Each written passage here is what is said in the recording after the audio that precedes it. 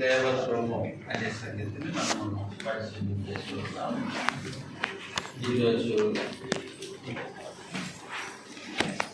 ప్రభువైన యేసు యొక్క దైవత్వము అనే సంగతిని ఆలోచన చేస్తాం.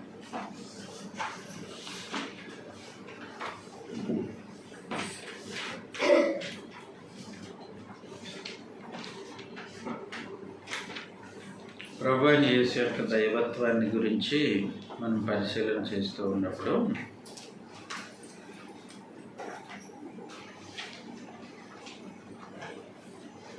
యోహాను సువార్త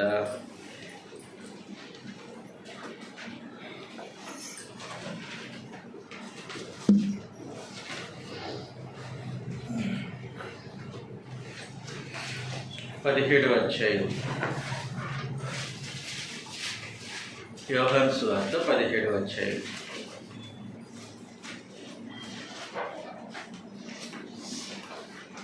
ఐదవ వచనంలో, తండ్రి, లోకము పుట్టక మునుపు నీ యొద్ద నాకు ఏ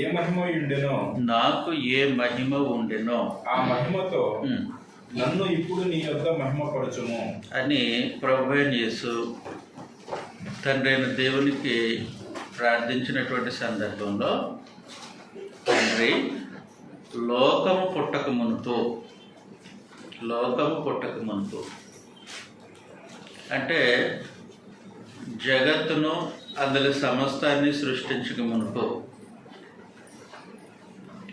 ఆదికాండం 1వ అధ్యాయం 1వ వచనం జరగక మునుపు, ఆది యందు దేవుడు భూమి ఆకాశం సృజించను కదండి, అంతకు మునుపు సంగతి మాట్లాడుతూ ఉన్నారు. లోకము పుట్టక మునుపు నీ యొద్ద నాకు ఏ మహిమ ఉండెనో అన్నప్పుడు ఒక సంగతిని మనం అర్థం చేసుకోవాలి. అదేంటంటే, లోకం పుట్టక మునుపు తండ్రి అయిన దేవుడు ఉన్నారు, నీతో పాటు నేను కూడా ఉన్నాను అంటున్నారు ప్రభు.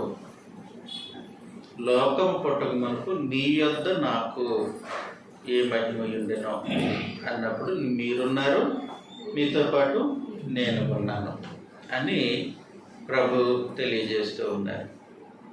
కాబట్టి ప్రభువైన యేసు యొక్క దైవత్వాన్ని గురించి మనము ఆలోచన చేస్తూ ఉన్నప్పుడు, ఆయన లోకం పుట్టక మునుపు నుంచి ఉన్నారు. అంటే ఆయన సృష్టిలో ఒక భాగం కాదు.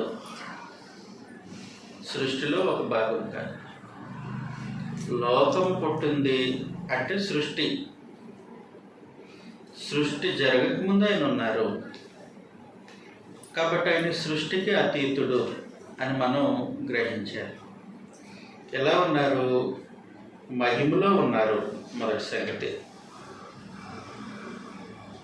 నీ యొద్ద నాకు ఏ మహిమ ఉండెనో అని అన్నారు కదా.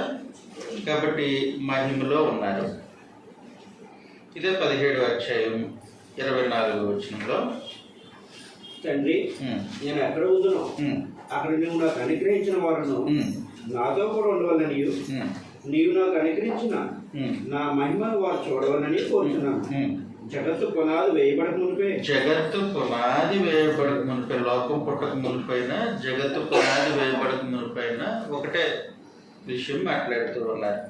నీవు నన్ను ప్రేమించితివి. కాబట్టి లోకం పుట్టక మునుపు తండ్రి అయిన దేవునితో పాటు ప్రభువైన యేసు ఉన్నారు, మహిమలో ఉన్నారు, దేవుని చేత ప్రేమించబడుతూ ఉన్నారు. నీవు నన్ను ప్రేమించితివి అని అన్నారు. కాబట్టి లోకం పుట్టక మునుపు ప్రభువైన యేసు యొక్క దైవత్వంలో ఉన్న ప్రభువైన యేసు లోకం పుట్టక మునుపు ఉన్న సంగతిని మనం ఆలోచన చేస్తాం. ఇప్పుడు ఆదిలో అంటే లోకమునకు పునాది వేయబడుతూ ఉంది, జగత్తుకు పునాది వేయబడుతూ ఉంది. దేవుడు భూమిని ఆకాశంను సృష్టిస్తూ ఉన్నారు. దాన్ని ఆది అంటాం కదండి. ఆదికాండం 1వ అధ్యాయం 1వ వచనంలో ఆది కాండం మొదటి అధ్యాయం ఆది యందు దేవుడు భూమి ఆకాశములను సృజించెను. ఆది యందు దేవుడు భూమిని ఆకాశమును సృజించాను అని ఉంది కదండి. అంటే ఆదిలో దేవుడు సృష్టి కార్యక్రమాన్ని ప్రారంభించారు. సృష్టి కార్యక్రమాన్ని ప్రారంభిస్తున్న ఆ సమయంలో ప్రభువైన యేసు యోహాను సువార్త మొదటి అధ్యాయం మొదటి వచనం నుండి ఆది యందు వాక్యం ఉండెను. వాక్యము దేవుని యొద్ద ఉండెను. వాక్యము దేవుడై ఉండెను. ఆయన ఆది యందు దేవుని యొద్ద ఉండెను. చాలు. ఆది యందు అంటే సృష్టి ప్రారంభమవుతున్నప్పుడు ఆది యందు వాక్యం ఉండెను. వాక్యము అనేది ప్రభువైన యేసుకు ఇవ్వబడినటువంటి నామము. ప్రకటన గ్రంథం 19వ అధ్యాయం. ప్రకటన గ్రంథం 19వ అధ్యాయం 13వ వచనంలో ప్రత్యేకించి ప్రభువైన యేసుకు వాక్యము అనే నామం ఉంది. చదవండి సార్. రక్తములో ముంచబడిన వస్త్రము ఆయన ధరించుకొని ఉండెను. మరియు దేవుని వాక్యము అను నామము ఆయనకు పెట్టబడి ఉండెను. కాబట్టి వాక్యము అనేది ప్రభువైన యేసు యొక్క నామము. ప్రభువైన యేసు యొక్క నామం మూల భాషలో లోగోస్ అని అన్నారు.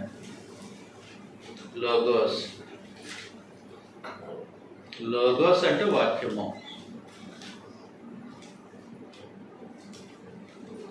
గ్రీక్లో లోగోస్ అనేది the governing power of the whole universe అని పిలుస్తారు. అంటే సృష్టి అంతటిని ఒక క్రమమైన పద్ధతిలో ఆర్గనైజ్ చేసే ఆ యొక్క శక్తిని లోగోస్ అంటారు గ్రీకులు మామూలుగా. ఆ లోగోస్ అనే ఆయన ప్రొవైడ్ చేసే అని యోహాను వాదిస్తూ ఉంటాడు. ఓకే, కాబట్టి ఆది యందు వాక్యం ఉండెను అంటే ఆది యందు లోగోస్ ఉన్నారు అంటే ప్రొవైడ్ చేస్తున్నారు. ఎలా ఉన్నారు ఆయన? మొదటి వచనంలో వాక్యము దేవుని యొద్ద ఉండెను. లోగోస్ అనేటువంటి ఆయన దేవుని యొద్ద ఉన్నారు.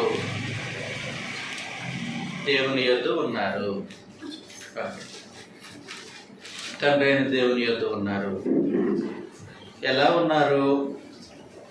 వాక్యము దేవుడై ఉండెను. దేవుని యొద్ద ఉన్నటువంటి ప్రభువైన యేసు దేవుడై ఉన్నారు అని అంటే ఆయనకు సంపూర్ణమైనటువంటి దైవత్వం ఉంది. తండ్రి ఎలాగైతే దేవత్వం కలిగి ఉన్నారో ప్రభువైన యేసు కూడా దేవుని యొద్ద దేవత్వం కలిగినటువంటి ఇంకొక వ్యక్తిగా ఉన్నారు.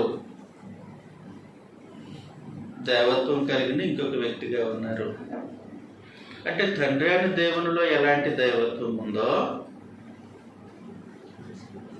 అలాగే క్రీస్తు ప్రభువులో కూడా సంపూర్ణమైనటువంటి దైవత్వం ఉంది.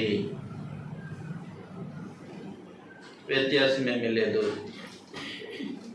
దేవత్వం అని అంటే దైవతత్వం, అది పరిపూర్ణంగా ప్రభులో ఉంది అని అన్నారు అనమాట. కాబట్టి ఆది యందు వాక్యం ఉండెను, వాక్యము దేవుని యందు ఉండెను, వాక్యము దేవుడై ఉండెను. ఆయన ఆది యందు దేవుని యొద్ద ఉండెను అంటే సృష్టి జరిగే సమయంలో దేవుని దగ్గర ఉన్నారు. సమస్తమును ఆయన మూలముగా కలిగెను. కాబట్టి క్రీస్తు ప్రభు యొక్క దైవత్వం సమస్తము ఆయన మూలముగా కలిగే ఉన్నది ఏదియో ఆయన లేకుండా కలగలేదు అని అన్నాడు. దేవదూతలు కలిగారు, అంతేనండి. దేవదూతలను దేవుడు సృష్టించారు. కలిగారంటే అర్థం ఏంటి? సృష్టించారని. దేవదూతలను దేవుడు సృష్టించారు. భూమిని ఆకాశాన్ని దేవుడు సృష్టించారు. ఈ జగత్తులో ఉన్న సమస్తాన్ని దేవుడు సృష్టించారు. ఈ కలిగినది ఏది కూడా ప్రభువైన యేసు లేకుండా కలగలేదు అని అన్నప్పుడు సృష్టి ఒకవైపు, సృష్టింపబడినటువంటి వస్తువులు ఒకవైపు, సృష్టింపబడినటువంటి జీవరాశులు ఒకవైపు, సృష్టింపబడినటువంటి దేవదూతలు ఒకవైపు, ఈయన ప్రత్యేకం. ఈయన సృష్టిలో ఉన్నటువంటి ఆయన కాదు, సృష్టికి అతీతుడు, సృష్టింపబడిన వాడు కాదు, సృష్టిని జరిగించిన వాడు. కాబట్టి ఆ సంగతిని నిర్ధారిస్తూ అపోస్తలుడైనటువంటి యోహాను ఏమంటాడనంటే, కలిగి ఉన్నది ఏదియో ఆయన లేకుండా కలగలేదు. అంటే ప్రభువైన యేసు లేని సమయం లేదు.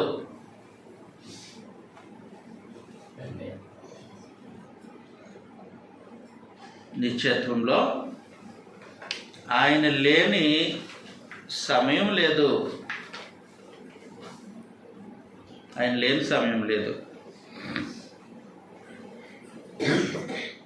కొంతమంది ఏమన్నారనంటే,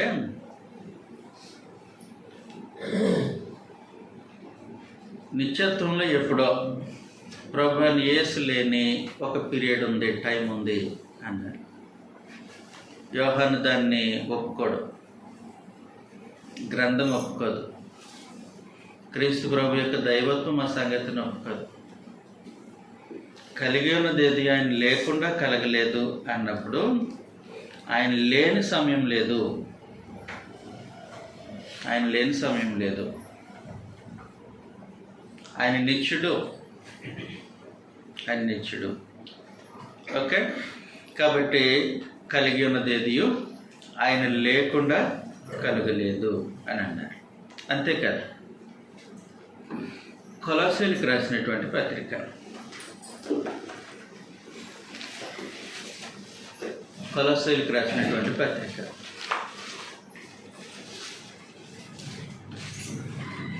మొదటి అధ్యాయం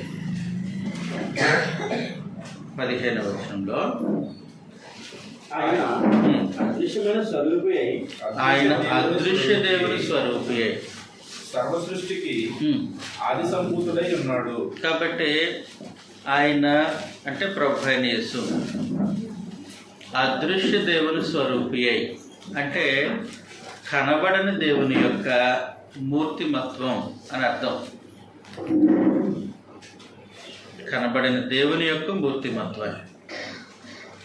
కాబట్టి ఆయన అదృశ్య దేవుని స్వరూపి అయి సర్వ సృష్టికి ఆది సంభూతుడై ఉన్నాడు. ఎలాగనగా ఆకాశమందున్నవి, భూమి అందున్నవి, దృశ్యమైనవి కానీ అదృశ్యమైనవి కానీ, అది సింహాసములైనను, ప్రభుత్వములైనను, ప్రధానులైనను, అధికారులైనను, సర్వము ఆయన యందు సృజింపబడెను. సర్వము ఆయన ద్వారాను ఆయనను బట్టి సృజింపబడెను. కాబట్టి సర్వము ఆయన ద్వారా సృజింపబడ్డాయి, ఆయనను బట్టి సృజింపబడ్డాయి. కాబట్టి క్రీస్తు ప్రభు యొక్క దైవత్వము ఎలాంటిదనంటే, ఆయన సమస్త సృష్టికి మూలమైనటువంటి వాడు. దేవుని యొక్క సంకల్పం అంతటికి మూలమైనటువంటి వాడు. దేవుని యొక్క సంకల్పం అంతటికీ మూలమైనటువంటి వాడు. కాబట్టి ఆయన అదృశ్య దేవుని స్వరూపి అని అన్నాడు. అదృశ్య దేవుని స్వరూపి. ఇదే విషయాన్ని ఫిలిప్పీలకు రాసినటువంటి పత్రిక 2వ అధ్యాయం 6వ వచనంలో ఆయన దేవుని స్వరూపం కలిగిన వాడై ఉంది. అదిగోండి, ఈ మాట కొంచెం జాగ్రత్తగా ఆలోచన చేయాలి.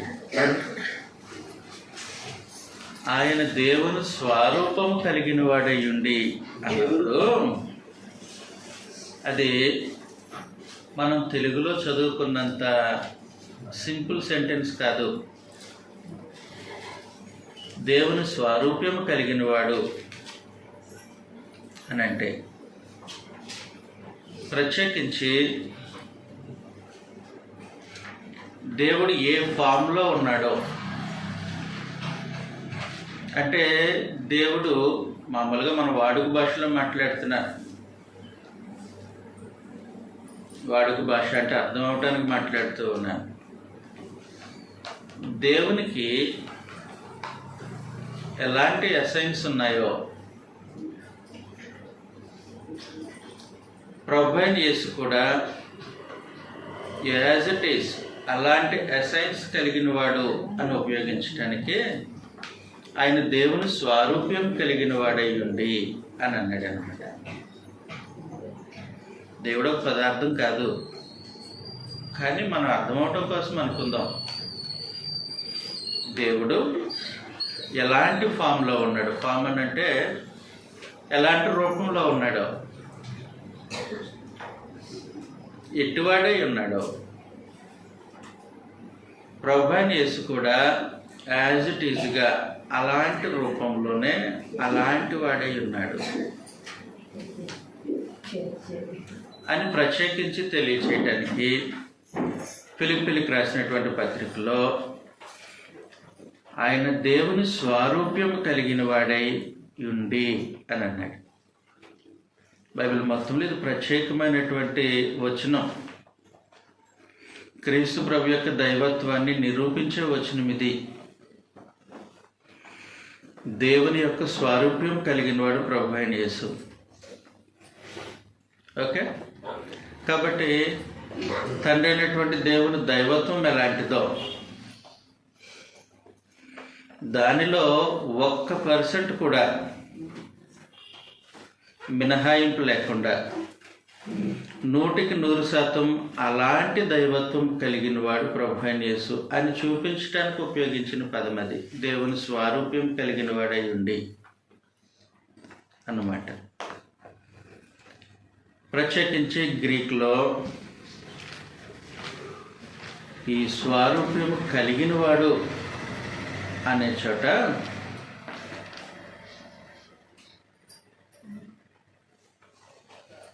మార్ఫీ అని ఉపయోగించారు. MORPHE, మార్ఫీ అనే ఒక పదాన్ని ఉపయోగించారు.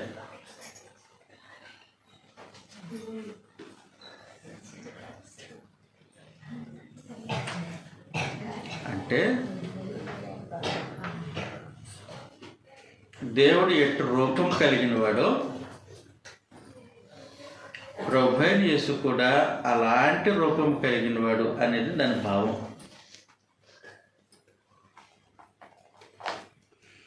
కాబట్టి క్రీస్తు ప్రభు యొక్క దైవత్వము ఆదిలో సృష్టి జరిగినప్పుడు గ్రంథం మాట్లాడింది. ఆయన దేవుని యొద్ద దేవుడై ఉన్నాడు, దేవుని స్వారూప్యం కలిగిన వాడు, అంటే దేవుని వంటి రూపం కలిగిన వాడు. తర్వాత కలిగి ఉన్నదేది ఆయన లేకుండా కలగలేదు, సమస్తమును ఆయన మూలముగా కలిగాయి అని. ఇప్పుడు వరకు బాగానే ఉంది.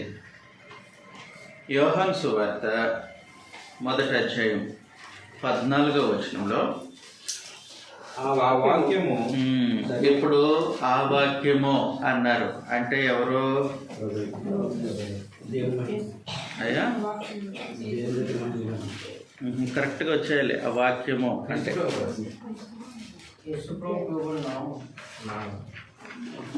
ఆ వాక్యము దేవుని దగ్గర దేవుడు ఉన్నాడు. దేవుని యొద్ద దేవుడై దేవుని స్వరూప్యం కలిగి సమస్తం ఎవరి మూలంగా కలిగిందో, ఎవరి ద్వారా కలిగిందో, ఎవరిని బట్టి కలిగిందో ఆ వాక్యము అనే పర్సన్ ఆయన. ఓకే, ఆ వాక్యము శరీరధారి అయి కృపాసత్య సంపూర్ణుడుగా మన మధ్య నివసించను. అయితే ఇక్కడ ప్రశ్న, నిత్యత్వంలో దైవత్వం కలిగిన ప్రభు అయిన యేసు, ఆదిలో దైవత్వం కలిగినటువంటి ప్రభు అయిన యేసు శరీరం ధరించుకొని భూమి మీదకి వచ్చినప్పుడు అదే దైవత్వం కలిగి వచ్చారా?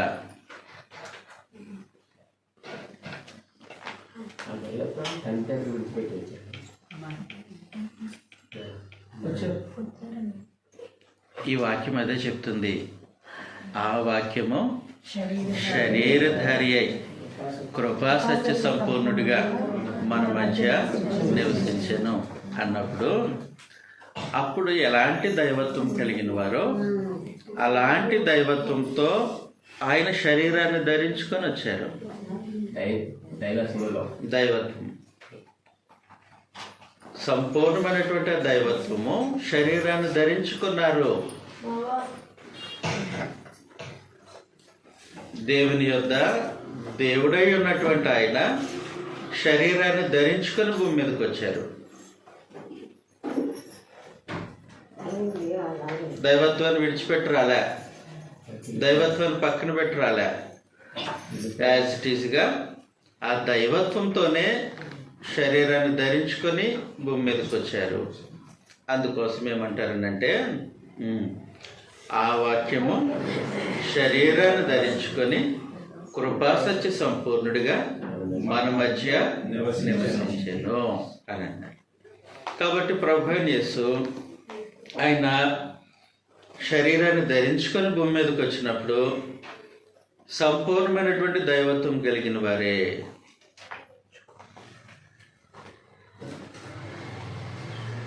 దేహములో ఆయన పరిపూర్ణమైనటువంటి దైవత్వం కలిగిన వారే. ఆయన దైవత్వాన్ని పక్కన పెట్టి రాలా, పరిపూర్ణమైనటువంటి దైవత్వం కలిగిన వారు. అందుకొరకు యెషయా గ్రంథంలో ఆయన యొక్క మరీ గర్భంలో ఆయన జన్మించే సంగతిని గురించి, ఆయన శిశువుగా జన్మించే విధానాన్ని గురించి గ్రంథం ఈ విధంగా వివరించింది. యెషయా గ్రంథం 9వ అధ్యాయం 6వ వచనంలో, ఏలయనగా మనకు శిశువు పుట్టెను, మనకు కుమారుడు అనుగ్రహింపబడెను, ఆయన భుజము మీద రాజ్యభారం ఉండును. ఆశ్చర్యకరుడు ఆలోచనకర్త బలవంతుడైన దేవుడు నిత్యుడగు తండ్రి సమాధానకర్తయగు అధిపతి అని అతనికి పేరు పెట్టబడును అని ప్రభువైన యేసుని గూర్చినటువంటి సంగతి ఇది. అనగా మనకు శిశువు పుట్టెను అని పాస్ట్ టెన్స్లో ఉపయోగించారనంటే అది ప్రాఫిటిక్ పాస్ట్ అని అంటే అది ఖచ్చితంగా జరుగుతుంది అని నిర్ధారించడానికి ప్రవక్తల భాషలో జరిగినట్టు ముందు మాట్లాడేస్తారు. ఓకే, కాబట్టి యేసు ప్రభు శిశువుగా పుడతారు, భవిష్యత్తులో గ్యారంటీగా పుడతారు. కాబట్టి ఇప్పుడు ఏమంటాడనంటే ప్రాఫిటిక్ పాస్ట్లో పుట్టెను అనేస్తాడు. ఓకే, అనగా మనకు శిశువు పుట్టెను, కుమారుడు అనుగ్రహింపబడెను, సిలువలో కుమారుడు అనుగ్రహింపబడ్డారు, ఆయన భుజం మీద రాజ్యభారం ఉండెను. తర్వాత ఆయన దైవత్వాన్ని, పుట్టినటువంటి శిశువు యొక్క దైవత్వాన్ని, కల్వరి శిలువలో అనుగ్రహింపబడిన ప్రభువైన యేసు యొక్క దైవత్వాన్ని నిర్ధారిస్తూ ఆయనకు ఒక ప్రత్యేకమైనటువంటి పేరు పెట్టబడింది. ఆయన దైవత్వాన్ని నిర్ధారించే పేరుది. బైబిల్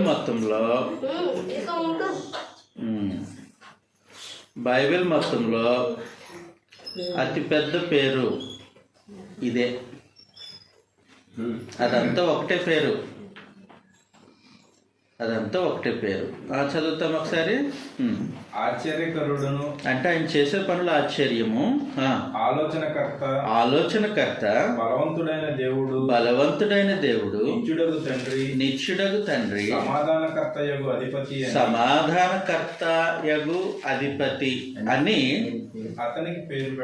అతనికి పేరు పెట్టబడును అని అన్నారు. కాబట్టి పుడుతున్నటువంటి శిశువు పరిపూర్ణమైనటువంటి దైవత్వం కలిగిన వారు అని నిర్ధారిస్తూ ప్రవచన భాషలో ముందుగా ప్రభువైన యేసుని గురించి ఇలాగూ చెప్పడం జరిగింది.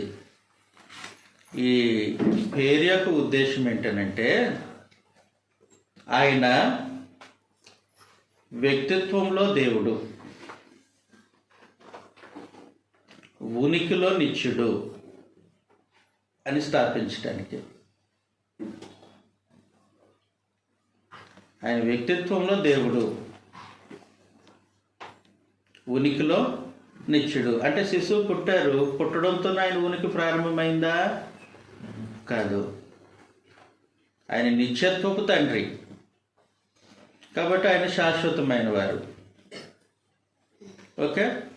తర్వాత మానవ రూపం ధరించుకున్నారు. కేవలం మనిషి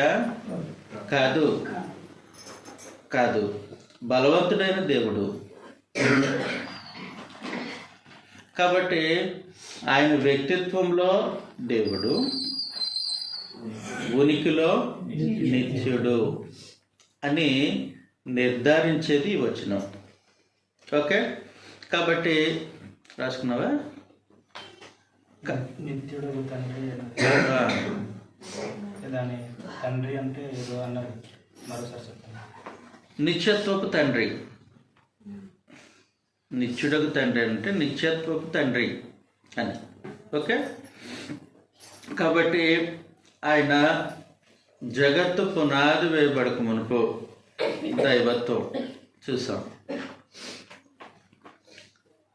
ఆదిలో అంటే సృష్టి జరుగుతూ ఉన్నప్పుడు అప్పుడు కూడా ఆయన నుండి దైవత్వం పక్కకేం పోలే.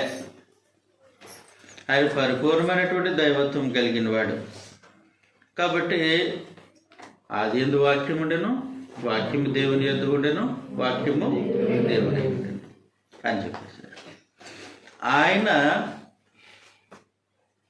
శరీరధారి అయి కృపాసత్య సంపూర్ణుడిగా మన మధ్య నివసించను అని అన్నాడు. సరే, ఆయన శరీరాన్ని ధరించుకొని భూమి మీదకి వస్తున్నారు, కరెక్టు. మరీ గర్భంలో జన్మిస్తున్నారు, కరెక్టు. శరీరాన్ని ధరించుకొని మరీ గర్భంలో జన్మించేటువంటి ఆయన దైవత్వం యొక్క సర్వసంపూర్ణత కలిగిన వారైనా అన్నప్పుడు గ్రంథం ఏం చెప్పింది అంటే, గ్యారంటీగా ఆ దైవత్వం యొక్క సర్వసంపూర్ణత కలిగిన ఆయనే శిశువుగా జన్మిస్తున్నారు, శిశువుగా పుడుతున్నారు.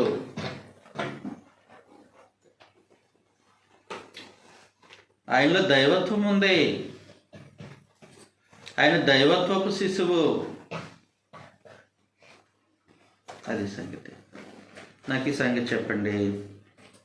యేసు ప్రభు ఏ జనాంగం మధ్యలో జన్మించారు? యూదా గోత్రంలో జన్మించారు. ఇశ్రాయేలీయుడిగా జన్మించారు కదా. ఇశ్రాయేలీయుడిగా జన్మించినటువంటి ప్రభు అయిన యేసు ఇశ్రాయేలీలో ఉన్నటువంటి మనుషుల్లో ఒక మనిషా? కాదా? దావీదు సంతతిలో జన్మించినటువంటి ప్రభువైన యేసు దావీదు సంతతిలో ఉన్నటువంటి మనుషుల్లో ఒక మనిషి లాంటి వాడా? ఎలా చెప్తారు కాదని?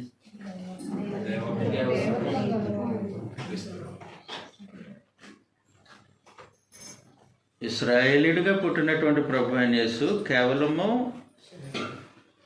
నరుడు కాదు, ఇశ్రాయేలీయుడు లో ఉన్నటువంటి ఒక ఇశ్రాయేలీయుడు కాదు అని ఎలా చెప్పగలుగుతారు?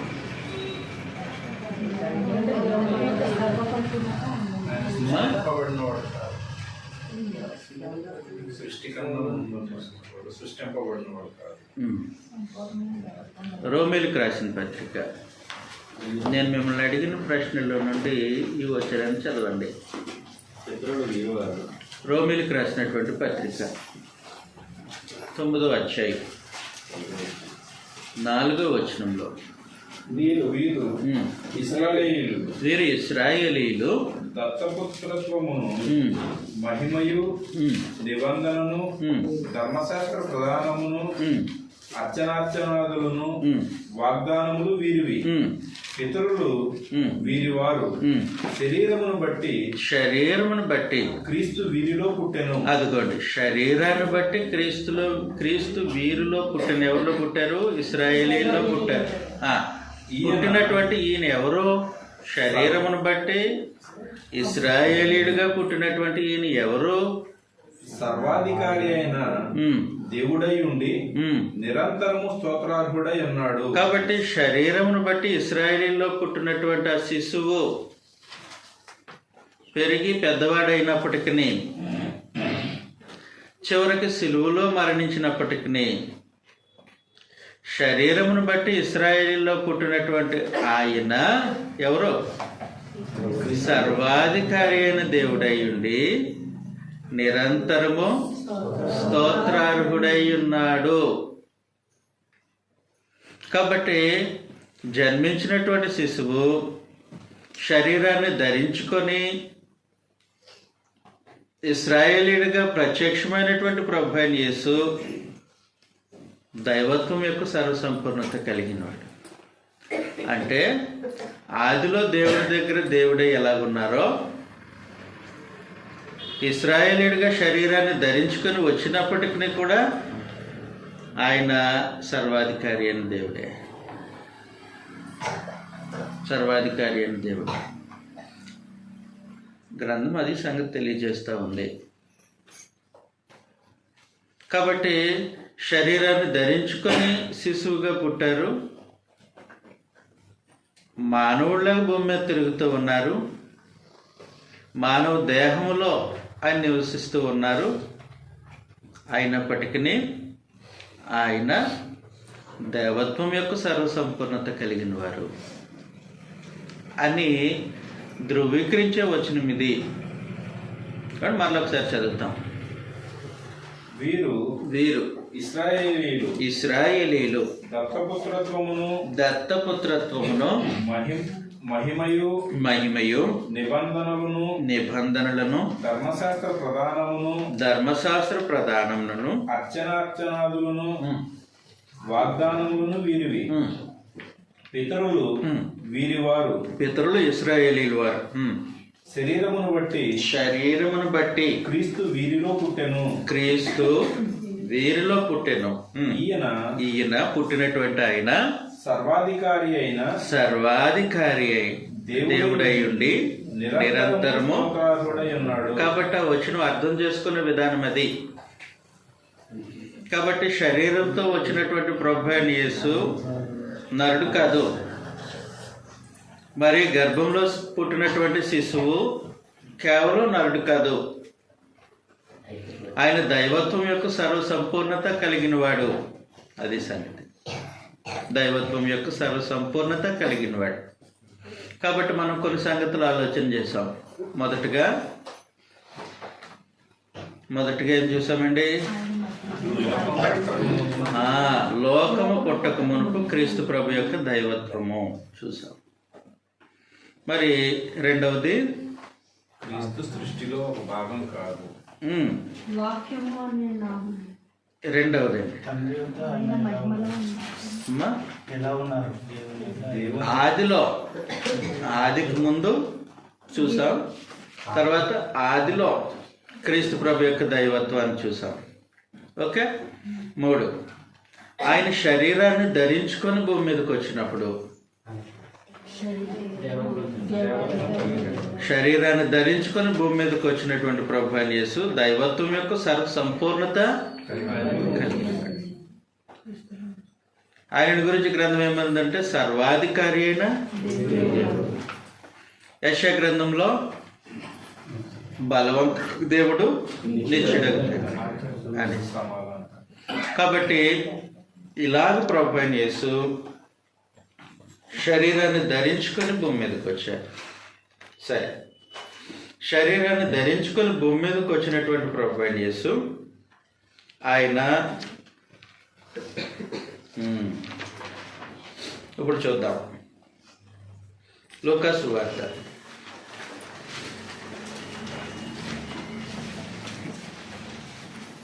2వ అధ్యాయం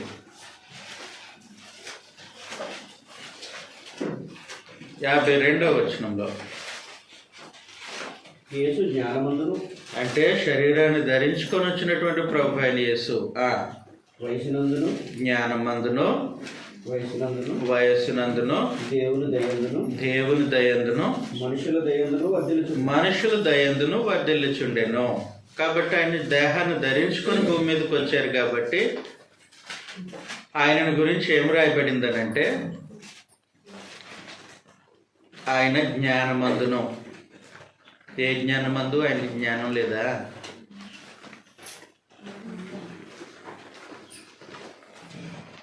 ఈ సృష్టిని సృష్టించిన జ్ఞానం కదా ఆయనది. మరి ఆయన జ్ఞానమందు అభివృద్ధి పొందడం ఏంటి?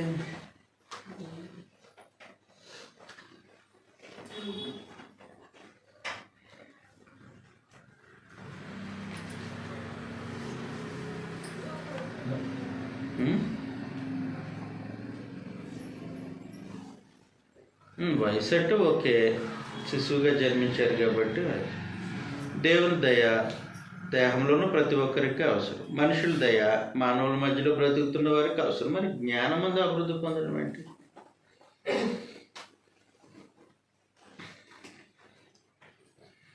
ప్రభు అయిన యేసుకు దేహంలో అవసరమైన జ్ఞానం ఒకటి ఉంది. దేహంలో ఆయన కలిగి ఉండవలసినటువంటి జ్ఞానం ఒకటి ఉంది.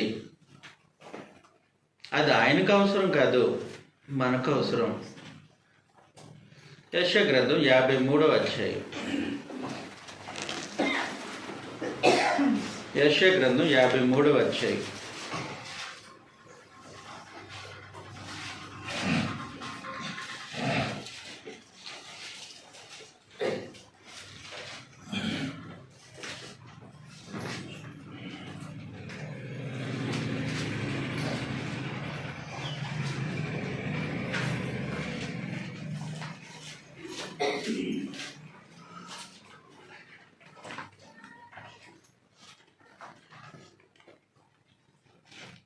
అనుభవ జ్ఞానం చేత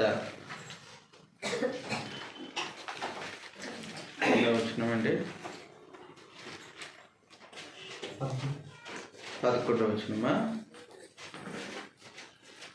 చదువుతాం. 53:11. తనకు కలిగిన వేదన చూచి తృప్తి నొందును. నీతిమంతుడైన నా సేవకుడు జనుల దోషములను భరించి తనకున్న అనుభవ జ్ఞానం చేత. అది సంగతి. జ్ఞానమందు అభివృద్ధి పొందుతూ ఉన్నారనంటే ఆయనకు అనుభవ జ్ఞానం, మానవ దేహంలో మానవుని యొక్క పరిస్థితులు ఏంటో, ధర్మశాస్త్రం క్రింద ఉన్నటువంటి మనిషి యొక్క పరిస్థితులు ఏంటో ప్రభు అయిన యేసు అనుభవపూర్వకంగా జ్ఞానాన్ని సంపాదిస్తూ ఉన్నారు. కాబట్టి ఇది మానవుల పక్షంగా ఆయన ప్రధాన యాజకుడై ఉండటానికి దేహంలో సంపాదించిన జ్ఞానం, దాన్ని ఏమంటారు? అనుభవ జ్ఞానం. అనుభవ జ్ఞానం. ఈ అనుభవ జ్ఞానము శరీరం లేకుండా ఉండదు. తండ్రి అయినటువంటి దేవునికి మనుషులను కూర్చున్నటువంటి సంపూర్ణమైన జ్ఞానం ఉంది. కీర్తనల గ్రంథం 139 అధ్యాయాన్ని మనం చూస్తే, తల్లి గర్భంలో నరుని నిర్మించేది దేవుడే, వారి యొక్క భవిష్యత్తును ముందుగా చూసేది కూడా ఆయనే. మాట నాలుకకు రాకమునుపు, తలంపు పుట్టకమునుపు ఆయన సంపూర్ణంగా ఒక వ్యక్తి యొక్క వ్యక్తిత్వాన్ని ఎరుగుదుడు. ఆయనకు కనబడకుండా దాగే చోట ఏమీ ఉండదు. కాబట్టి ఒక మనిషిని గురించి పరిపూర్ణమైనటువంటి జ్ఞానం దేవునికి ఉంది, కానీ అనుభవ జ్ఞానం ఉండదు. అనుభవ జ్ఞానం. అనుభవ జ్ఞానం అన్నట్టు అనుభవిస్తే వచ్చే జ్ఞానం అది. అనుభవిస్తే వచ్చే జ్ఞానం మనం పుస్తకాల్లో చదువుకున్నాం, లేదంటే మన పెద్దవాళ్ళు చెప్పారు నిప్పును పట్టుకుంటే కాలుతుందని. ఎవరికి తెలియదు నిప్పును పట్టుకుంటే కాలుతుందని? అందరికీ తెలుసు. కానీ నిప్పు పట్టుకుంటే ఎంత గట్టిగా కాలుతుంది అనేది అనుభవ జ్ఞానం. అనుభవ జ్ఞానం అర్థమవుతుంది కదండి. కాబట్టి ప్రభు అయిన యేసు ఆయన శరీరాన్ని ధరించుకొని భూమి మీదకి వచ్చినప్పుడు ఆయన జ్ఞానమందు అభివృద్ధి పొందుతున్నారు. ఆయన జ్ఞానమందు అభివృద్ధి పొందుతున్నారంటే మనలాగా వాళ్ళు ఏబిసిడీలు నేర్చుకుంటున్నారని కాదు, A for apple B for bat అని చెప్తున్నారని కాదు. అలాంటి జ్ఞానం ఆయనకు అవసరం లేదు. మరి ఈయన అభివృద్ధి పొందుతున్నది ఏ జ్ఞానంలో? అనుభవ జ్ఞానంలో. అనుభవ జ్ఞానంలో. ఓకే. ఈ అనుభవ జ్ఞానం ఎందుకు అవసరం అనంటే, ఆయనకున్నటువంటి అనుభవ జ్ఞానం చేత అనేకులను అతడు తనకు కలిగిన వేదనను చూచి తృప్తి పొంది. నీతిమంతుడైన నా సేవకుడు జనుల దోషమును భరించి తనకున్న అనుభవ జ్ఞానం చేత అనేకులను నిర్దోషులుగా చేయును. యెషయా గ్రంథం సార్, యెషయా గ్రంథం 53:11. 53:11. తనకున్న అనుభవ జ్ఞానం చేత తనకున్న అనుభవ జ్ఞానం చేత అనేకులను నిర్దోషులుగా చేయను. కాబట్టి ఆయనకున్నటువంటి అనుభవ జ్ఞానం చేత మనుషులను నిర్దోషులుగా చేస్తారు. అసలు దేవుని సంకల్పంలో ఎఫెసీయులకు రాసినటువంటి పత్రిక 1వ అధ్యాయం 4-6 వచనాలు కలిసి ఉంటాయి. జాగ్రత్తగా చదువుతామండి. 4-6 వచనాలు. ఎట్లనగా తన ప్రియనియందు తాను ఉచితముగా మనకు అనుగ్రహించిన తన కృపా మహిమకు కీర్తి కలుగునట్లు తన చిత్త ప్రకారమైన దయా సంకల్పం చొప్పున యేసుక్రీస్తు ద్వారా తనకు కుమారులుగా స్వీకరించుటకై మనలను ముందుగా తన కోసము నిర్ణయించుకొని మనము అదిగోండి మనలో ప్రతి ఒక్కరము దేవుని ఎదుట, మనల్ని సృష్టించినటువంటి దేవుని ఎదుట, మనం ఎవరినైతే ఆరాధిస్తూ ఉన్నామో ఆ తండ్రి అయినటువంటి దేవుని ఎదుట, పరిశుద్ధుడైన దేవుని ఎదుట మనలను ఆయన ఎదుట పరిశుద్ధులను నిర్దోషులనై ఉండవాలని. ఎలా ఉంటాం నిర్దోషులుగా? సాధ్యమవుతుందా? మనము యాజ్ ఇట్ ఈజ్గా ఇప్పుడు దేవుని ఎదుట నిర్దోషులుగా కనపడాలా? మన వలన అవుతుందా? దేవుని దృష్టికి మనం నిర్దోషులుగా కనబడడం అనేది మన వలన అవుతుందా? అవుతుంది. కానీ దేవుని యొక్క సంకల్పం అది. మనము ఆయన ఎదుట పరిశుద్ధులమును నిర్దోషులనై ఉండవాలని జగత్తు పునాది వేయబడకముందు ఆయన ప్రేమ చేత క్రీస్తులో మనలను ఏర్పరచుకున్నాడు. మరి నిర్దోషులుగా ఎలాగవుతాం? మనము నిర్దోషులుగా ఉండటానికి క్రీస్తు ప్రభుగా ఆ అనుభవ జ్ఞానం అవసరం. కాబట్టి శిశువుగా జన్మించినటువంటి ప్రభు అయిన యేసు ఈ మానవునికి వచ్చినటువంటి అనుభవ జ్ఞానంలో వర్ధిల్లుతూ ఉన్నాడు. మానవునికి వచ్చినటువంటి అనుభవ జ్ఞానంలో వర్ధిల్లుతూ ఉన్నాడు అన్నమాట. కాబట్టి ఎప్పుడైతే ఆయన అనుభవ జ్ఞానాన్ని సంపాదించారో ఆ అనుభవ జ్ఞానంతో ఏం చేస్తూ ఉంటారనంటే మన పక్షముగా ప్రధాన యాజకత్వాన్ని చేస్తూ ఉంటారు. చదువుతాం ఈ సంగతిని మనం. హెబ్రీయులకు రాసినటువంటి పత్రిక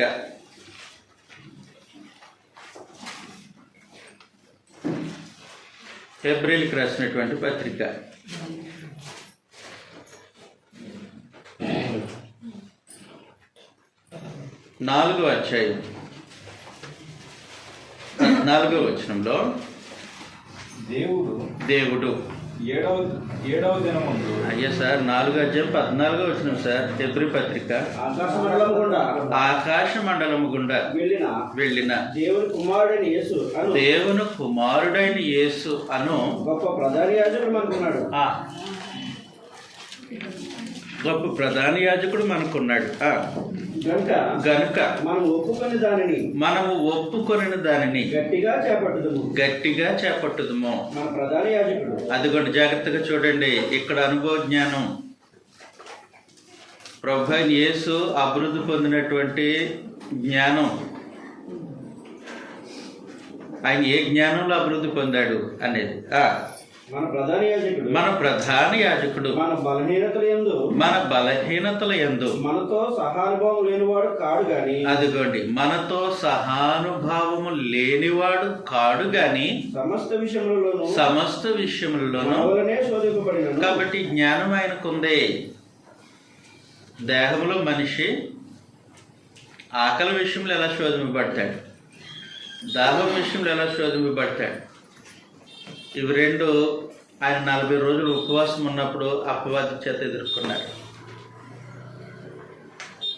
తర్వాత శరీర భోగేచ్ఛల విషయంలో ఎలా శోధింపబడతారు. అపవాది దేహంలో ఉన్న మనిషిని ఏ ఏ సంగతులను బట్టి ఏ ఏ రూపాలుగా శోధిస్తాడు. ఇవన్నీ ఆయన అనుభవ జ్ఞానాన్ని సంపాదించి ఆయన మనవలే శోధింపబడిన కానీ ఆయన నేనే చదువుతాలేండి. ఆయన మనవలే శోధింపబడినను ఆయన పాపము లేనివాడిగా ఉండెను. కాబట్టి ప్రభువైన యేసు అనుభవ జ్ఞానం. అది అనుభవ జ్ఞానం ఎప్పటి నుంచి సంపాదించారు?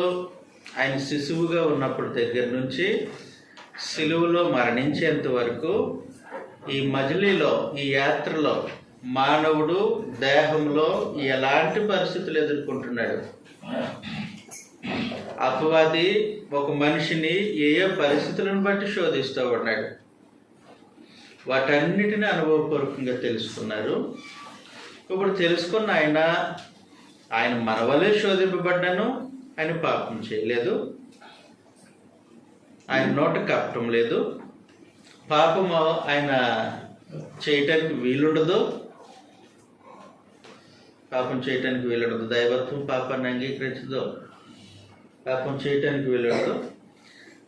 కాబట్టి ఆయన ఆరోహణమే దేవుని దగ్గరికి వెళ్ళిపోయిన తర్వాత దేవుని కుడిపార్శ్వమున రాజుగాను ప్రధాన యాజకుడిగాను ఇప్పుడు ఉన్నాడు. ఇప్పుడు ఆయన ప్రధాన యాజకుడిగా ఉన్నాడు కాబట్టి ఆయన అనుభవ జ్ఞానం ఏం చేస్తూ ఉంటుందని అంటే,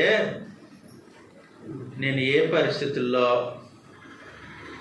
మరణకరము కాని పాపం చేశాను ఆయనకు తెలుసు.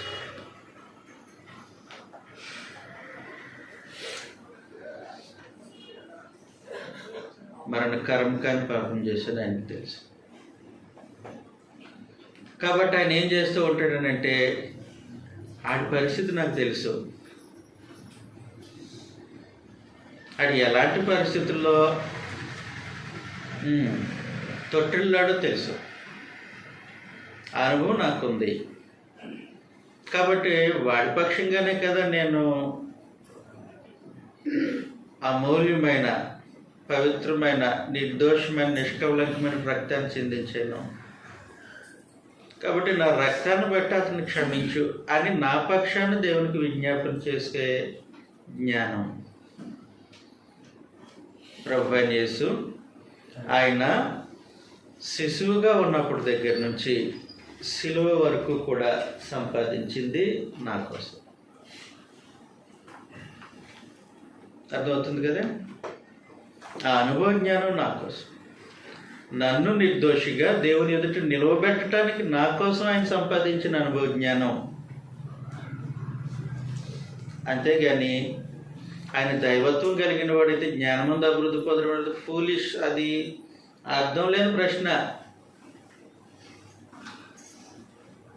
ఆయన దైవత్వం యొక్క సర్వసంపూర్ణత కలిగిన వాడు, కానీ నా పక్షంగా ప్రధాన యాజకత్వం చేయటానికి కేవలం దైవత్వం మాత్రమే సరిపోదు, దానితో పాటు అనుభవ జ్ఞానం కావాలి. అనుభవ జ్ఞానం పరలోకంలో ఉంటే రాదు. అనుభవ జ్ఞానం సృష్టి నిర్మాణకుడి స్థానంలో దేవుని యొక్క దేవుడై ఉంటే రాదు. ఆ అనుభవ జ్ఞానం ఆయన శరీరాన్ని ధరించుకొని భూమి మీదకి వస్తే ఉంటుంది. అది నాకు అవసరం. కాబట్టి నా కొరకు ప్రభువైన యేసు దేహంలో అనుభవ జ్ఞానాన్ని సంపాదించడానికి శరీరాన్ని ధరించుకొని భూమి మీదకి వచ్చాడు. అది సంగతి. అర్థమైంది నాన్న? కాబట్టి యేసు జ్ఞానమందును, వయస్సునందును, దేవుని దయందును, మనుషుల దయందును వర్ధిల్లుచుండెను. మరొకసారి చదువుతాం. యెషయా గ్రంథం 53:11.